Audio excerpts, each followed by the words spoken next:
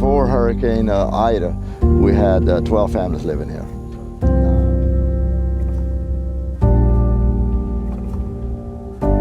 Now, I don't know, because this is not livable, this is not livable.